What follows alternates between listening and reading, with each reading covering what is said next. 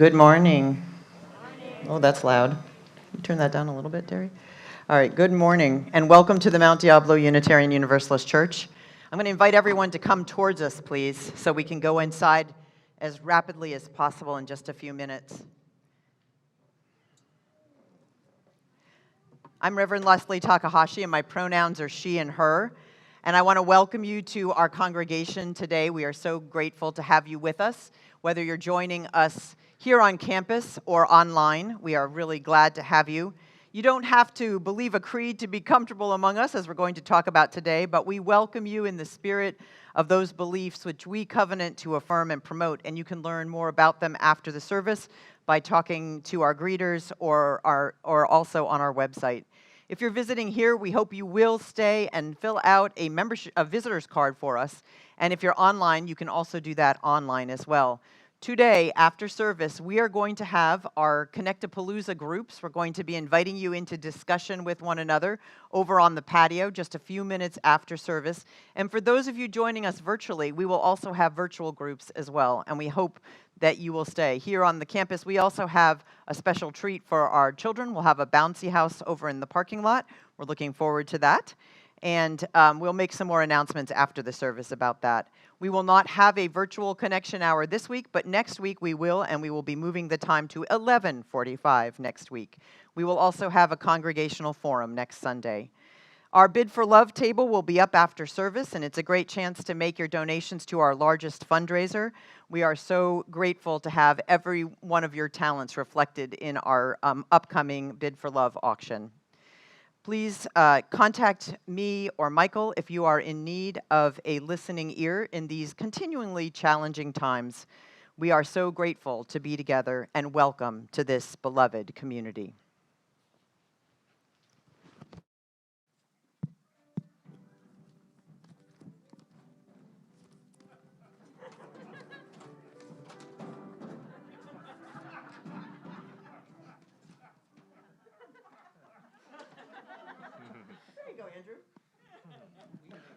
Good morning.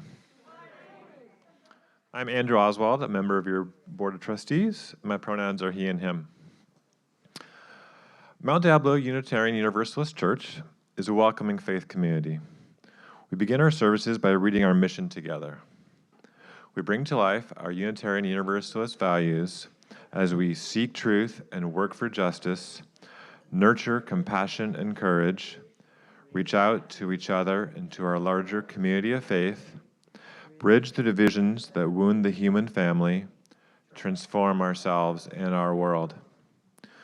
We're so glad you're joining us, whichever of the four ways you have chosen. Connecting to one another is so important. We encourage you to stay connected, whether virtually or in person as you feel comfortable. Our spiritual practice sessions, justice actions, classes, and discussion groups are all described in the weekly church email and on our mduuc.org website. How wonderful it is to connect as we can. As we go through this time of experimentation, we invite you to reach out to our board, or your board, and let us hear from you. And please join us for connections after the service, here on campus or virtually. And welcome. It's good to be together. Now we get to do this. 2, 3.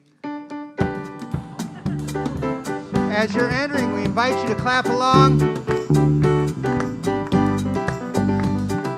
We invite you to dance your way in. Let's enter this place in joy. 1, 2, 3. Sia hamban kuken yen kwenko. Sia hamban kuken yen kwenko. Hamba kuken yen kwenko, sia hamba kuken yen kwenko, sia hamba, hamba sia hamba, oh sia hamba kuken yen kwenko, sia hamba, hamba sia hamba, oh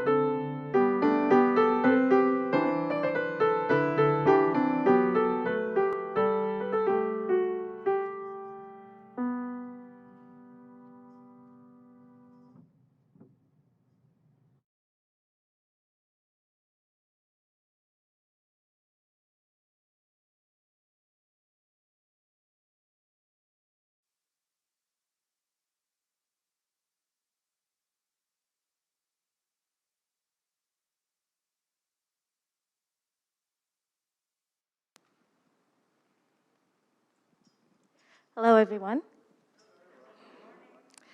This comes from Spilling the Light, Meditations on Hope and Resilience by the Reverend Teresa Soto from First UU of Oakland. Some people are used to keeping rules. Don't cross the street when the light is red, only sensible. It turns out that keeping rules isn't the same as keeping covenant, which asks us, instead of keeping a bright line, to keep our promises. To what have we promised ourselves? To this moment in time and place. To this community, and even tenderly interconnected, this planet. We promise ourselves to the idea that we're each and all human beings. We promise that there is something moving between us that we cannot tame and cannot measure. The chalice is a reminder that what flame we keep inside us cannot light the way. The light must spill to shine.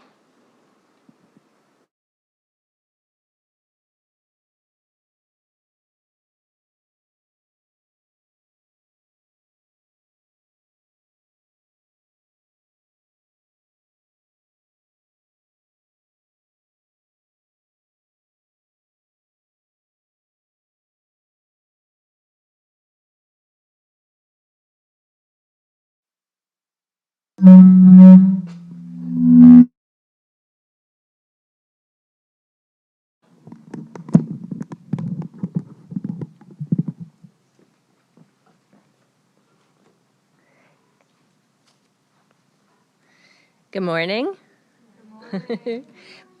My name is Indigo Lewis. I'm the Director for Lifespan Religious Education here at MDUUC. My pronouns are she and her. Now, our story this morning is about one of our ancestors, a Unitarian woman named Dorothea Dix. But we're going to start when she was a child. So, once upon a time, a long, long time ago, in fact, 219 years ago, a girl was born. Her name was Dorothea Dix, and her life was pretty hard for most of her childhood. But as hard as it was, life really hit a low point on the week of her 12th birthday. Her father had her stitching and pasting his religious booklets all week, not allowing her to go to school. And when he wasn't working, he was drinking. And her mother had sunk into a deep sadness and completely forgot it was her 12th birthday.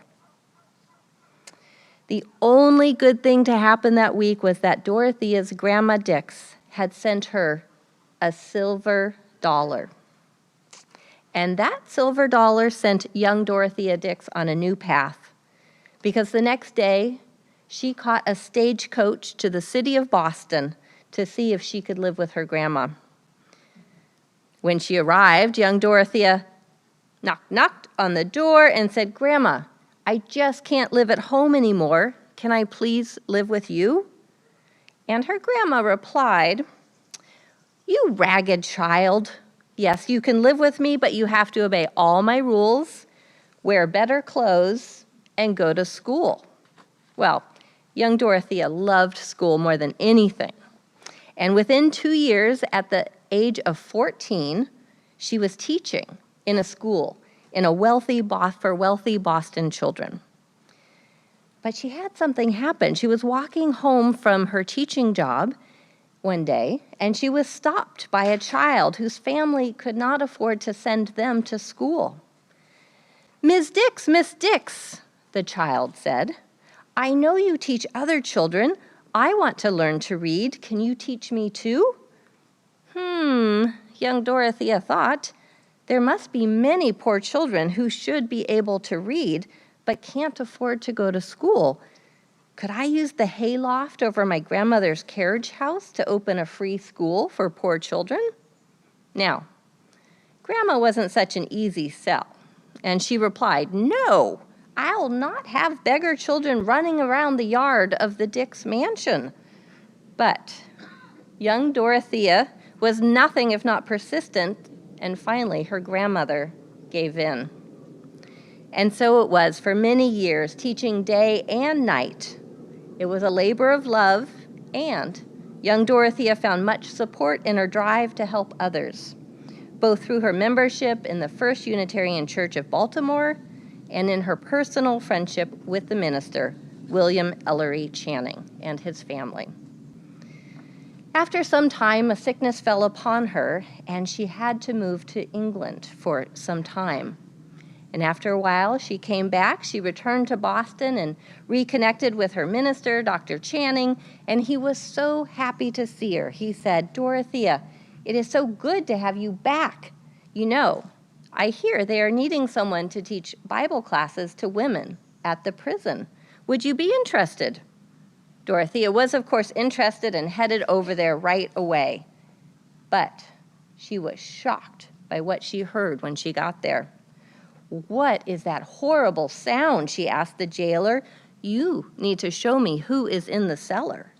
And the jailer refused. He said, "Those are no one. That's just the mentally ill." But Dorothea insisted, and she found people who were filthy, who were beaten, with nothing to sleep on. And some of those people were even chained to the walls. She was horrified. If this is how all mentally ill people are treated, she thought, I'm going to talk to the county commissioners right now. But no one wanted to listen to her. Some people even called her a liar. But we know Dorothea Dix is not one to give up, and she came up with a plan. I know who they'll believe, she thought. They'll believe Dr. Channing, and maybe some of my other friends. I'll investigate the jails and poorhouses, and they can help me report on what I find. And together, we can honor the worth of all people by making conditions more humane for people who need some extra protection. And so she did. Dorothea worked tirelessly investigating conditions for the mentally ill and writing reports for the legislature, first in Massachusetts and then state after state after state. Because of this, new laws were passed to protect the mentally ill, and over 30 mental hospitals were built. Dorothea Dix, our Unitarian ancestor, widened the circle of humanity for those experiencing mental illness. Now, before we release our children to their activities today, I did just want to share with everyone that we have a special activity after our RE activities, and that is we have a bounce house arriving at 11:30 for us to have some fun jumping in. So I just wanted to invite everyone to stay for a little while, join us in the bounce house. We also have some snacks for folks too if you're feeling a little hungry at that point. And with that, I'm going to invite Mark to sing our children out to their activities. And we will follow Teacher Kate here.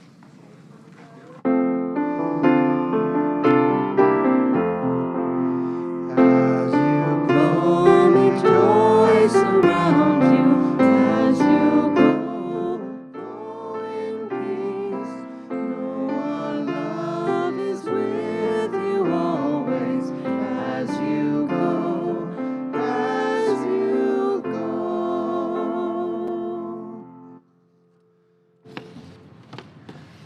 Good morning. I am Jim Lincoln. I'm the worship associate this morning. My pronouns are he, him, his. So what do UUs believe? If I had $1 for every time I've been asked this question, over my 70-year-long tenure as a Unitarian Universalist, I would be a wealthy man. When presented with it by a newcomer to MDUC, I, perhaps like some of you, am apt to cop out. Direct the visitor to some pamphlets on UU available at the church, or better yet, suggest that they consult what the UUA website has to say on the topic of UU beliefs. A very helpful sounding web link that will get you to the latter is the following: www.org/beliefs/what-we-believe.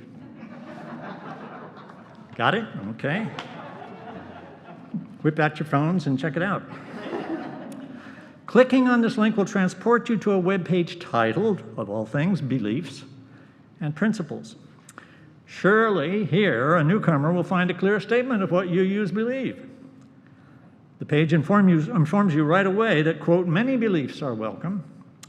You don't have to check your personal beliefs at the door, as presumably other faiths require. And that UU beliefs, again, are diverse as well as inclusive.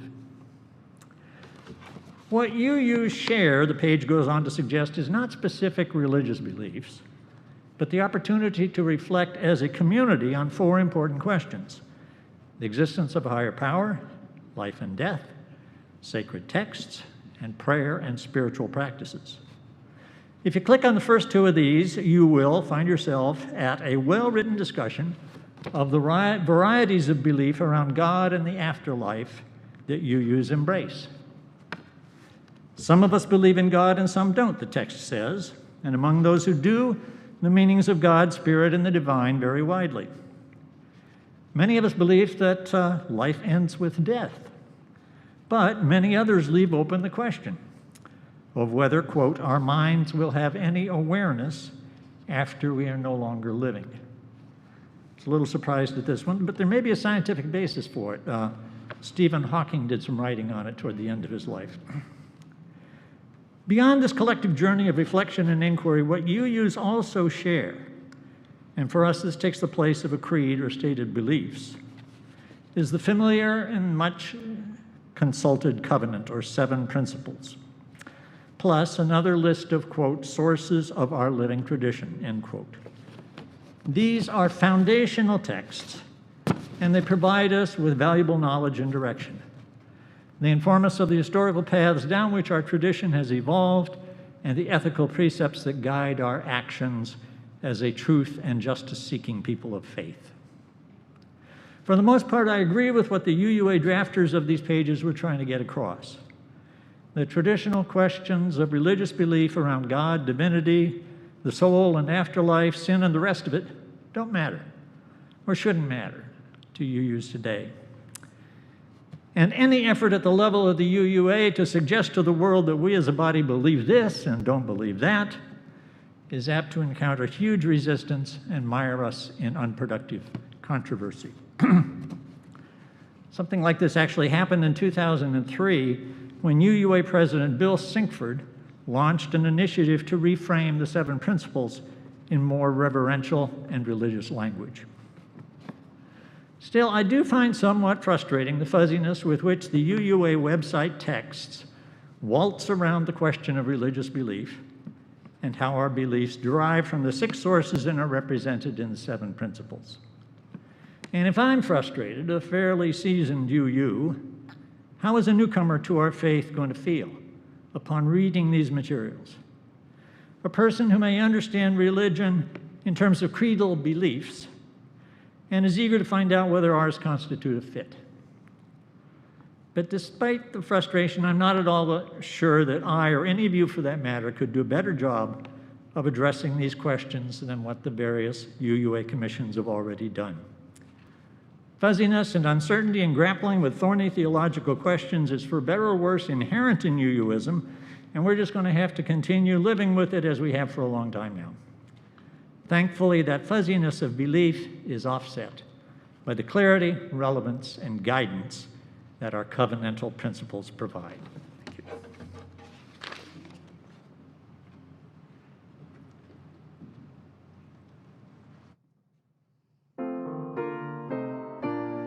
So we invite you to rise in body or spirit and actively listen as we sing As Tranquil Streams. As tranquil streams that meet and merge and flow as one to seek the sea, our kindred hearts and minds unite to build a church that shall be free, free from the bonds that bind the mind to narrow thought and lifeless creed, free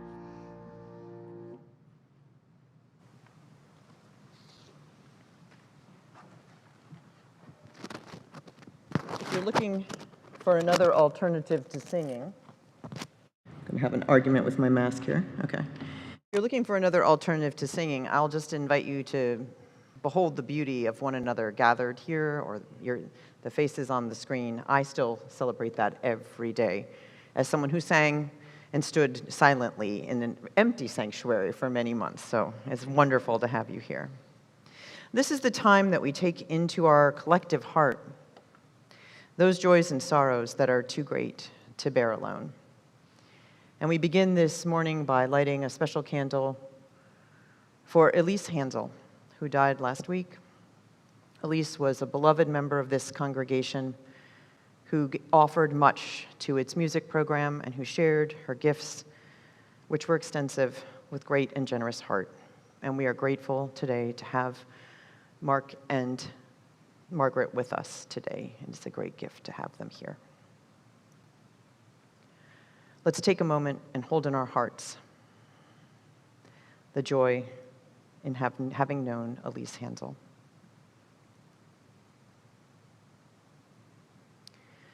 I want to light a second candle for all of those who participated and helped and made possible our celebration of life for Beth Snortum yesterday.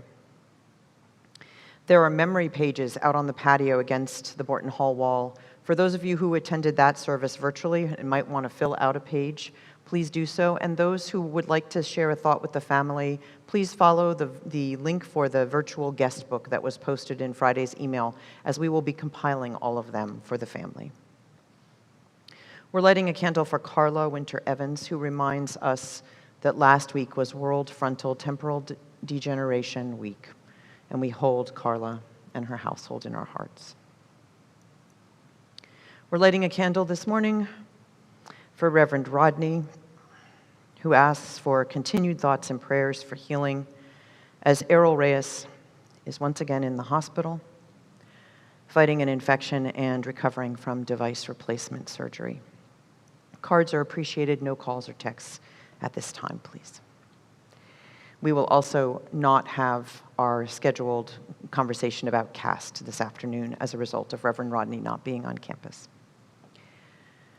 We will light a candle for Sandy Bonshahi and Behrus Bonshahi. Sandy writes, please light a candle in memory of my dad's brother, Uncle Chuck, who passed away peacefully at the age of 95.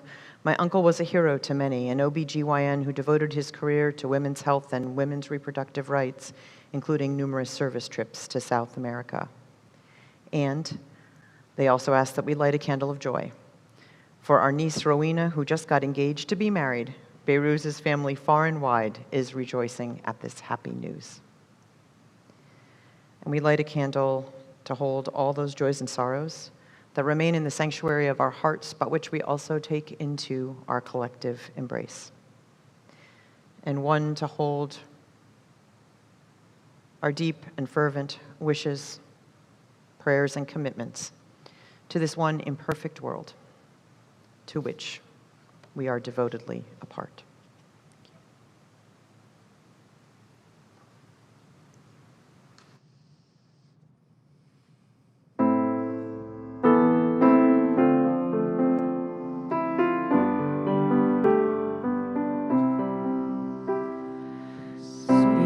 Spirit of life, come unto me, sing in my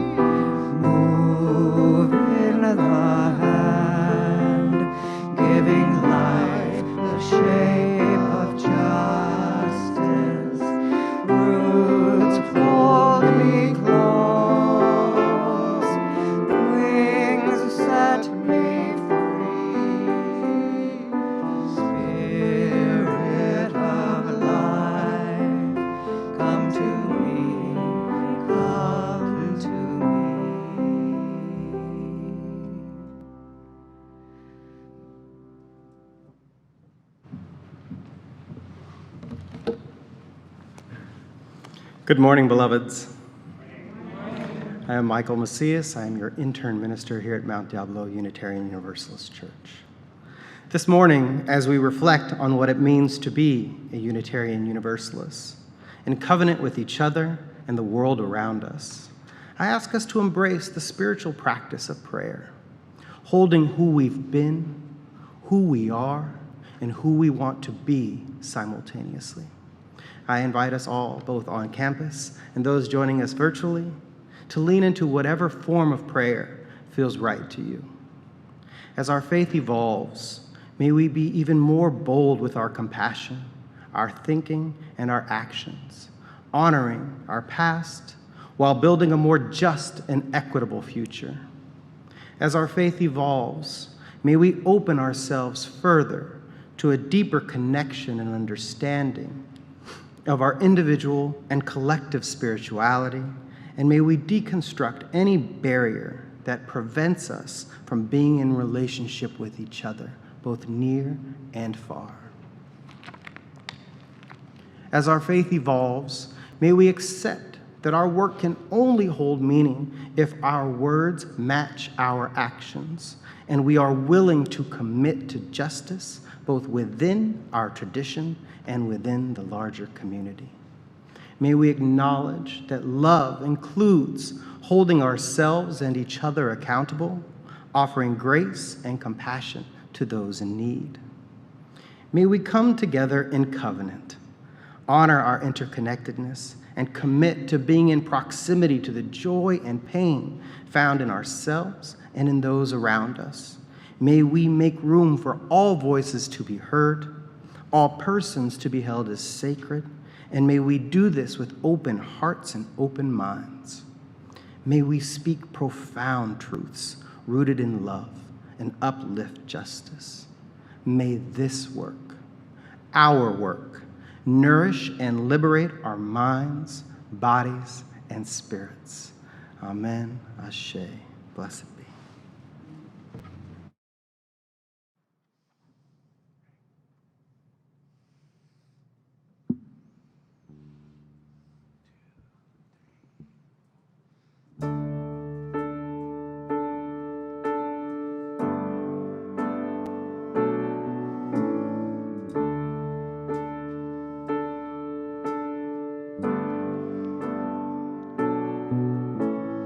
I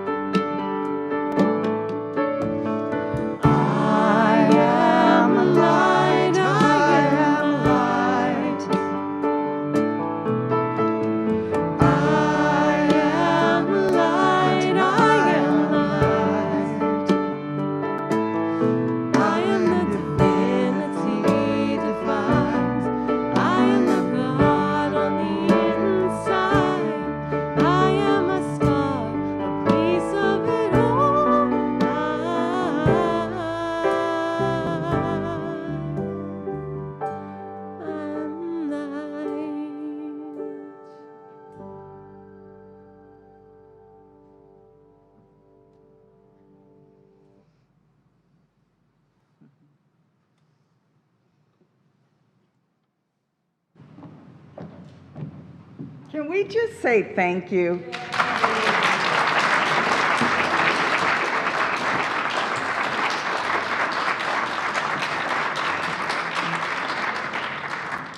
So, good morning.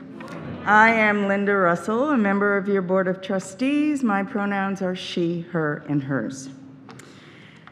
We have spent the last few months in virtual gatherings, virtual meetings, celebrations, classes.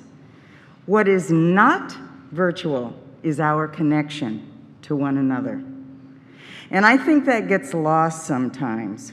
I think we get confused on how things are done these days, how different from the way it used to be, and we forget about why. Why is it important for us to show up? However we show up. We show up because we care about one another. We show up because we want and need connection. We show up because whether in person or on a laptop or on our phones, we want to reach out, hearts touching hearts. It is all the sweeter when we have a ritual like our celebration for life for our beloved Beth Snortum yesterday. It was lovely to see people in person, but there were many faces that I saw that I care about regardless of whether I see them in person or on the screen. For those watching and able to come in person, please do so. For those not able to come, please know that when you join us virtually, we see you. And we are glad you came. Our staff tirelessly creates multiple ways for us to safely connect throughout the week and on Sundays. There are many churches across the country that have not been able to do this. Please support the good works that we are doing every day for our members and our friends and for our larger community. The ushers will now come forward to gratefully receive your offering.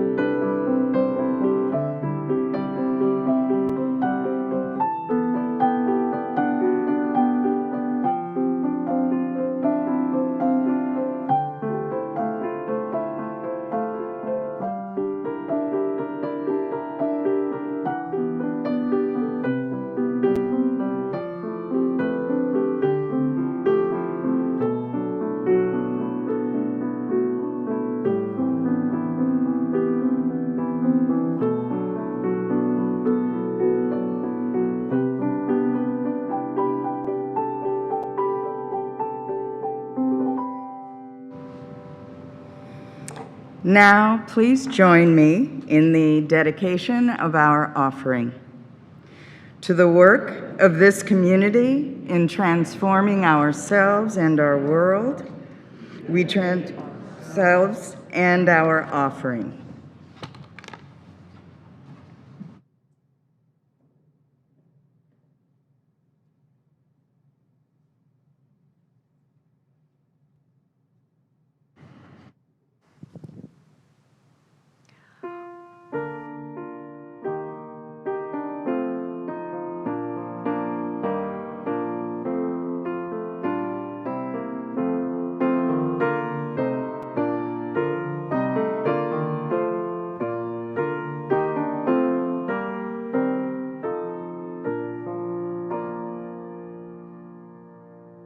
Back to that. When I first decided to go to seminary and become a minister, the part that worried me most was the part about what people believe. I was, after all, the kid who read books on Saturdays when the friends prepared for their bat mitzvahs, and who talked to trees and clouds while other friends wore stiff shoes and pleated skirts and went to Sunday school. I was raised outside of formal religion, and I wasn't limited by doctrines or creeds, and nor was I held by any kind of beliefs when my young world was rocked by difficult things.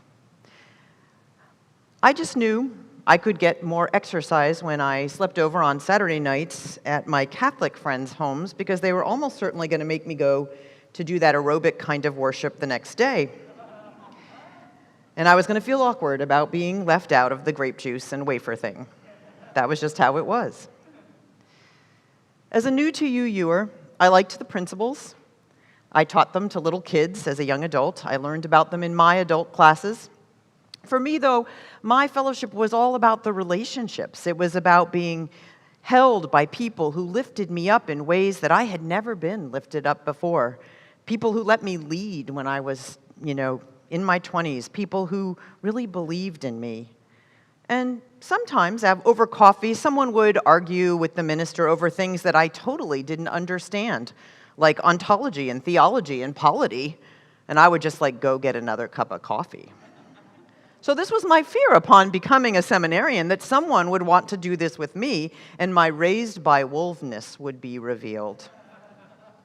So if you're newish here, rest assured, you can have many conversations and not know your doxology from your orthodoxy. It'll be okay. Our shared life here is both about relationships, and it is also about what we believe, which, as Jim said, we create our understanding of in dialogue and relationship with one another. Now, our faith tends to focus more on what our world is like, this world, ever-changing, as this week has certainly reminded us once again, and how we can live the best life within it, and how we can support one another, and how we can grow to understand better who we include within our circles of concern.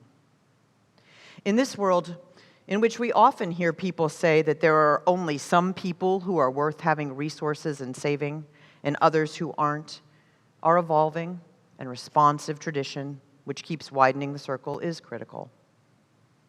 Now, while I was in seminary, I was exposed to ideas about who we were and what we believe and who our religious ancestors are and what they believed, and this actually did help me in my daily life. I didn't expect it to. That was a surprise. It became more exciting and important to me to think about what we believe. I was taught by amazing mentors who had seen the entire history of the rather young Unitarian Universalist Association, which was actually only formed 70 years ago this year, and who had a deep connection to the liberal Christian values of the two faith traditions that were brought into the partnership. There were a lot of strong feelings. In my early days in ministers' meetings, I watched people duke it out about our beliefs, and that was a little shocking too. All of a sudden, all of this seemed like it was maybe kind of important, because we're a tradition that does care about who we are and what we believe and how we say that, and all that debate and conversation might actually mean something. And I came to understand over time, also, the other perspective, which is actually more common among us, How incredibly liberating it is for those who grew up in traditions with one-size-fits-all beliefs that injured them from trying to fit in them, and how they wish and want to make sure we protect that religious freedom and also that willingness and ability to belong. Now, our hymnals proclaim that we are singing the living tradition. We have one somewhere. We're not using them right now, so I would hold one up, but I don't know where they are. That's one of the changes, right? And yet, what this means is that things could change and evolve over time, and that it's important that they do. And those who came out of our other traditions interpreted the freedom they found here, some of them, to mean you could believe anything you want, and you can. But that doesn't take away that we have some traditions that come out of the heritage that we hold together, and that those are the ones we're going to affirm in our common life together, and what we do, and where we commit our resources. We are a tradition that looks more at who we see as us and our values and what we can create together than the exact words of what it is we believe about another life or things that we can't know, although, as Jim alluded to, we learn in science every day about new things that we didn't know before. The truths that we have were not handed down on stone tablets for all times, and we're pretty sure we don't want stone tablets. However, sometimes we're not really sure we want to do the hard work of the alternative, which is being in conversation with one another about what we would write on just regular old pieces of paper for this time in 2021. That's different, perhaps, than what was true even in 2011 or 2001. The world has changed so much. When the Universalists and Unitarians finally ended their 100-year-old courtship and agreed to something that was more like living together than marriage, actually, the first set of principles were different. The hymn we heard today, which Brett gave us a little reprise of, as tranquil streams that meet and merge, was commissioned for that first coming together, that celebration. And they had to actually work at that General Assembly till 1:30 in the morning to actually have words they could read the next day at that celebration, because it got down to the wire that much about what we believe. Today we often sing that hymn to celebrate the merger of these two Christian faiths that comprise our religious ancestors, the American Unitarian Association and the Universalist Church of America. But actually, the merger waters weren't so tranquil. The initial proclamation that they finally came to of a consolidated Unitarian Universalism began, "We Unitarians and Universalists, children of the Judeo-Christian heritage, inheritors of the wisdom of the universal prophets, eager to experience the insights of the great faiths of the world, open to all sources of inspiration, ancient and modern, determined," you notice there's not been a period yet, "determined to explore the boundless ocean of truth which lies on every land and on welcoming into fellowship all men of whatever background or faith." We'll talk to all of you who just applauded later. As you can tell, right, or not, one of them sitting next to them just said. So as you can tell, we have continued always to find the right path forward.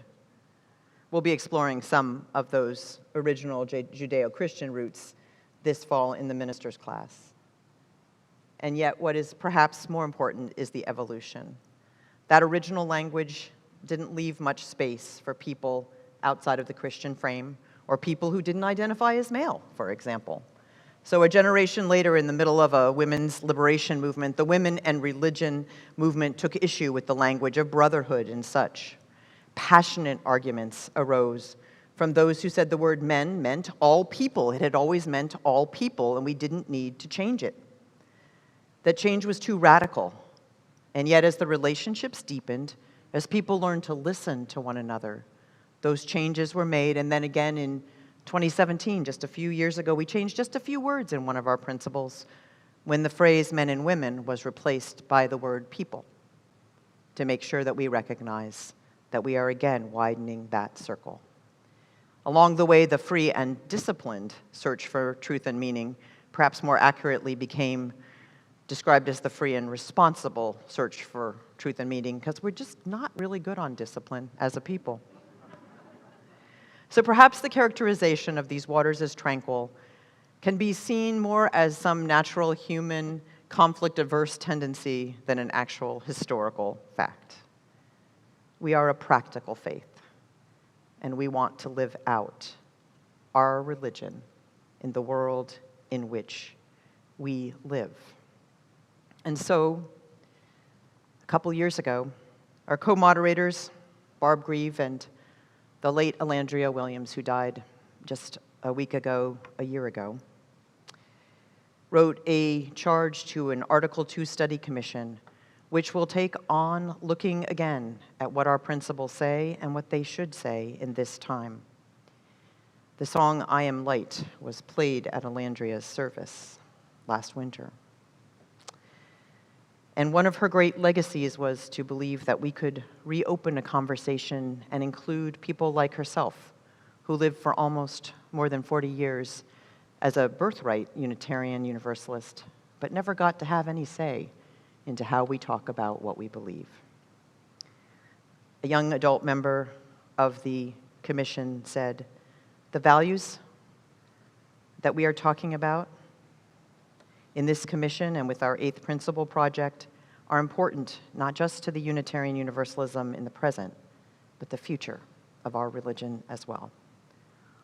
All of this is to say that I'm excited as a person of color and as a youth because I see our religion working towards meaningful change that is sure to benefit the generations to come.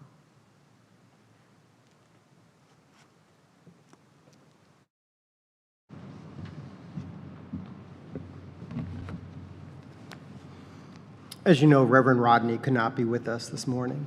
As we hold him in love, I'm grateful to be able to share his words with you and a splash of mine alongside them. So maybe you are visiting, or maybe you have been here 20 years.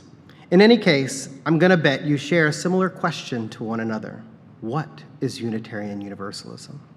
I must admit that even after years of seminary and 13 years of UU practice, I too find it difficult to explain the UU faith to newcomers, and, well, anyone really.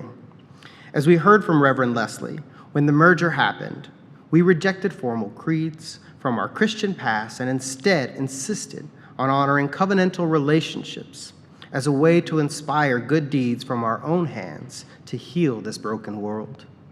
This did, though, leave us with, at the time, 6 principles rather than a statement of faith like other religious orders. Principles that emphasized our commitment to covenantal relationships. In some ways, this is frustrating, and in other ways, it is freeing. Our new faith movement gives us the opportunity to, in the language of my grandmother, become the hands of God in healing this one imperfect world. We are a covenantal faith, and our relationship to one another is paramount. The issue of what and who we are was a definite question on the hearts of my family when I told them that I had begun attending a church again after a more than 10-year hiatus from organized religion. On one hand, my mother was thrilled I was back in church, and on the other hand, had real reservations that I no longer claimed the Christian label. So while she continued, maybe still continues, to pray for my mortal soul, I continued, and maybe still continue, to try to better define what Unitarian Universalism is to me. I suspect I am not alone in this endeavor. As we have heard, our identity as a unified faith movement was tenuous at best. While the principles are amazing guides, to me, they also are not to be seen as creedal.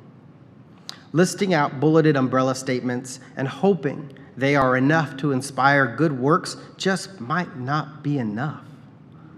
After all, even the principles are not creeds. Remember, we gave those up.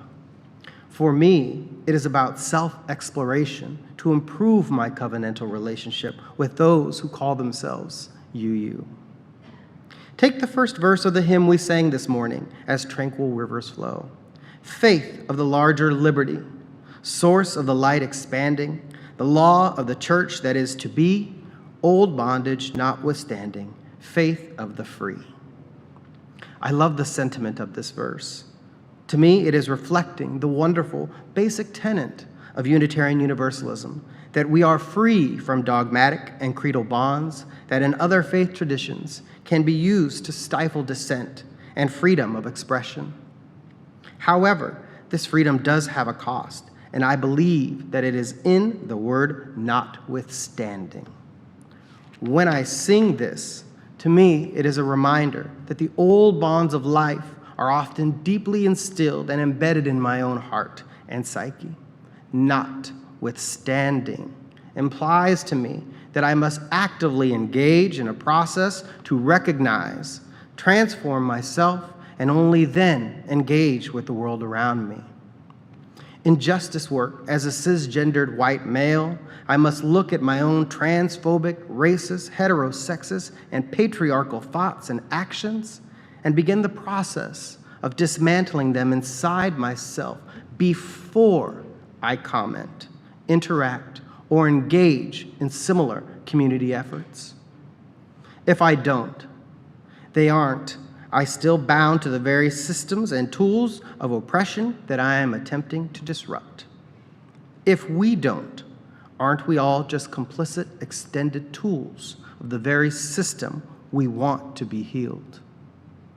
There are efforts in our congregations right now to promote new principles like the 8th Principle Project that emphasize and support our work on racial justice, and others like the 5th Principle Project that wish to emphasize existing principles.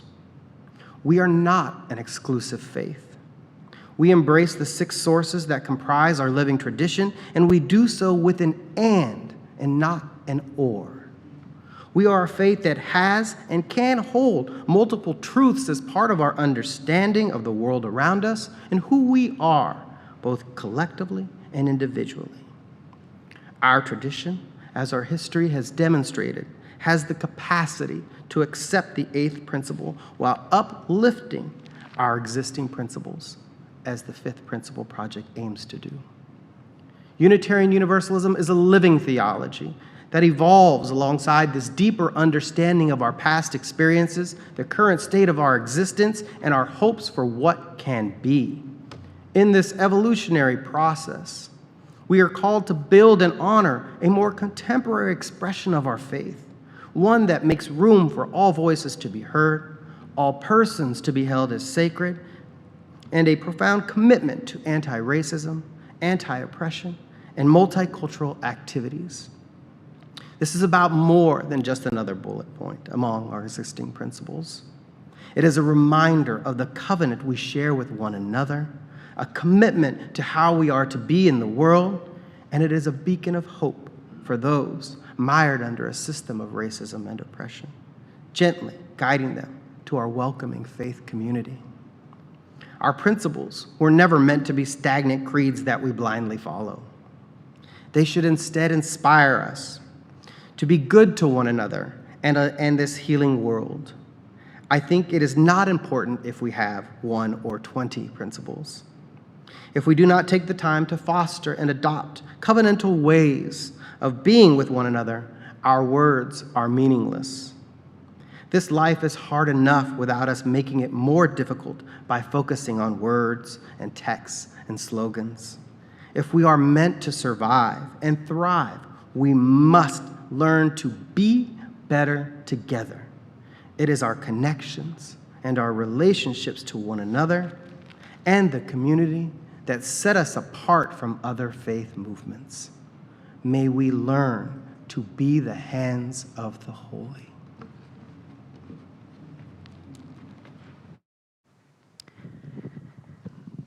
I want us to take a moment and thank our intern minister, Michael, who's become so invaluable to us.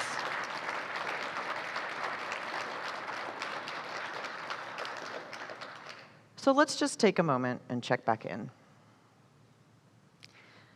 Take a breath together. Some of us are having the most joyful week we've had in a long time, and others of us are having one of the most heartbreaking times we've experienced. Wherever we are, it matters that we understand what we're held by, what walks with us, and who walks with us. In many ways, the way we state our living tradition is simply how we sum up the state of our relationships with one another. That is ultimately what we do when we come together.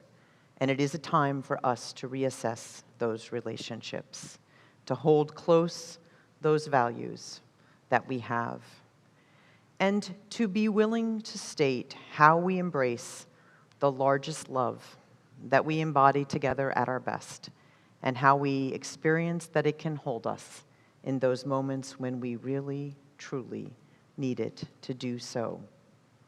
So, together this year, we will talk about Article 2, about the proposed 8th principle, which is a congregational initiative, not a UUA initiative, and we'll recommit to our democratic processes in these changed times.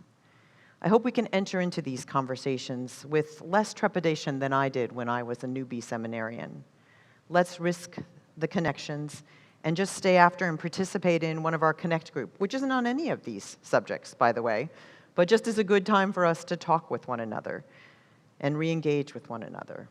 Let's take the risk of connecting to our most audacious wishes for our faith, our biggest view of what we can be together, which we'll take up again at the end of the month in our Widening the Circle Day.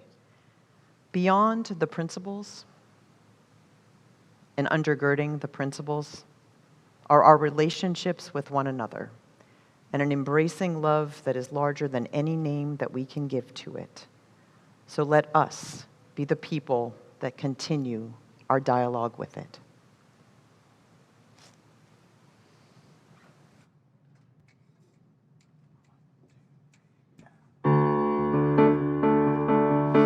This is a new song by New Thought musician Leah Morris from Washington, D.C.